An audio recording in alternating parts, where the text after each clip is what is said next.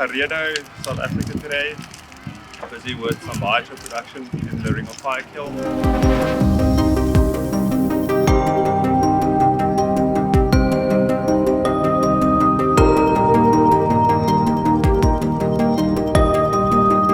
So the main problem that we're trying to address here is that farmers need to clear invasive trees from the land. It's low value material. There's various wording for it, like stranded biomass or liability biomass.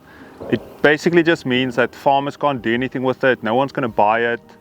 And what ends up happening to this fuel or this fuel load management activity, all the feedstock that comes from it, is that farmers stack it in windrows like this, or they just make smaller piles and they burn it in pile burns. The problem with pile burns are that it's a really dirty process. It causes a lot of emissions. And then the solution that we're bringing to this is basically a place-based biochar production technology with the Ring of Fire kilns. We take the kiln to exactly where the feedstock is and we process it right there, which means we don't need additional transport costs to move the feedstock to where we can produce the biochar.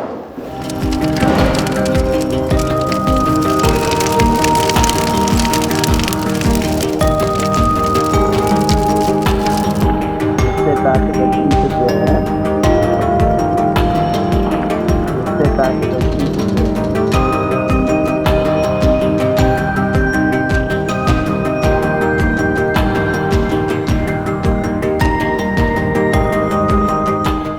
My name is Victor Cunningham. I'm the manager for the Sarah Bartman West Fire Protection Association. We are right in the middle of the fire management unit of the Sarah Bartman West FPA, which is called the South Coast, which basically comprises the areas, parts of the Tsitsikamma, Palmyra, Clarkson. The FPA is basically responsible in the area with landowners in terms of integrated fire management, and that's basically what we are doing. We look at fire management resource deployment, resource use, risk reduction, environmental awareness, and a host of other components that's tied in with integrated fire management.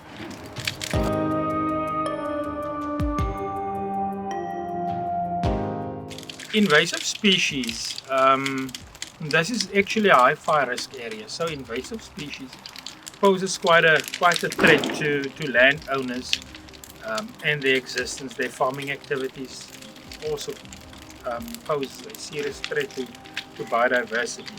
So as part of integrated fire management, we are looking at, if one can call it, innovative ways and means to reduce fire risk.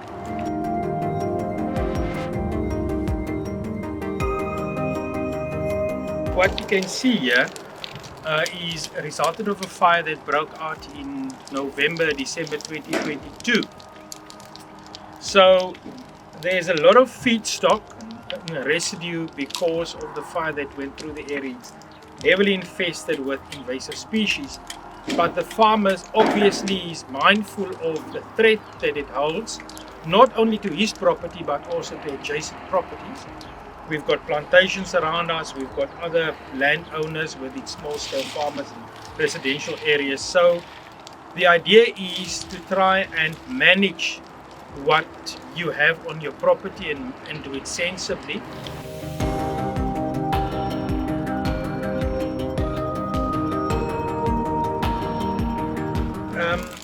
As it sits right in these pockets, in these windrows basically, it is a serious threat because it's dried out material. So if a fire starts somewhere, or God forbid on this property, then you will sit with a fire raging for days and days and days on end. So in that respect, we approached the farmer and said, listen, because we are mindful and of this threat to your property and to that of others, and with especially in a high fire risk area like this, we said let's look at what we can do to assist you, because obviously it costs money to clear an area.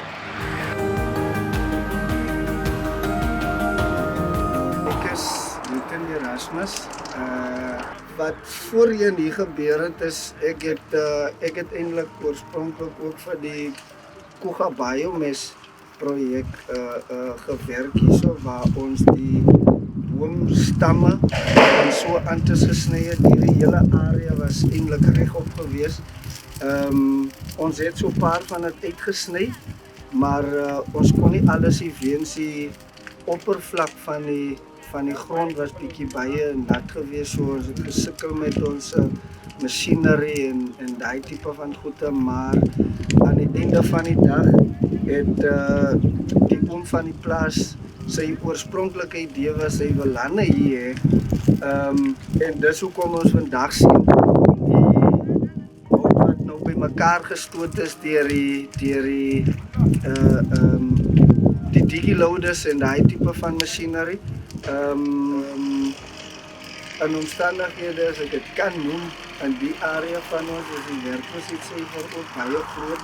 So van ons is eintlik baie dankbaar teenoor wat die projek vir ons gebring het, want at least ons het nou daarin iets om te eet en iets om vir die kinders te gee wat skool moet gaan en al die tipe van goedjies. So ons is vir die projek is ons ook baie dankbaar as gemeenskap van die area Teredo, Tsikama ingesluit, almal. Ja.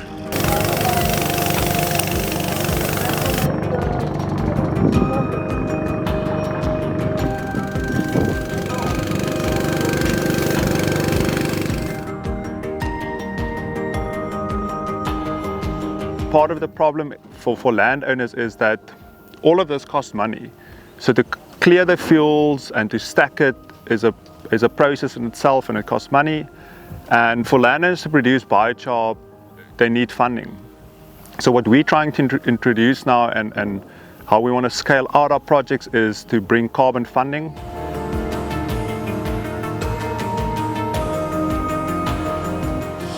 That funding is flowing directly to the teams being transported, the equipment and the tools they need, and the majority of the funding is going to paying the wages and the team's operational costs.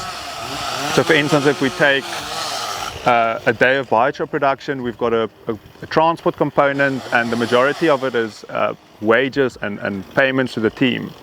So if you pay for carbon removal funding through place-based biochar production, your money is actually flowing to the teams on the ground, to their daily wages, and this helps put food on the table for these families, creates economic employment opportunities for them.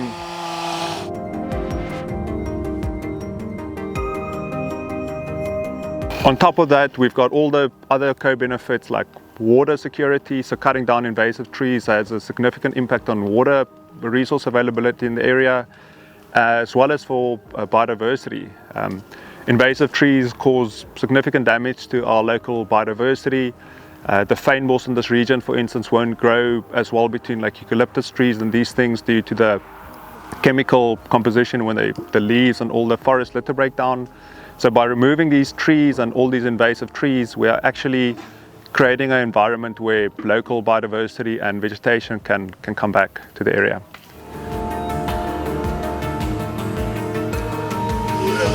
Om te sê, nee, thumbs up, ons van die vanaf.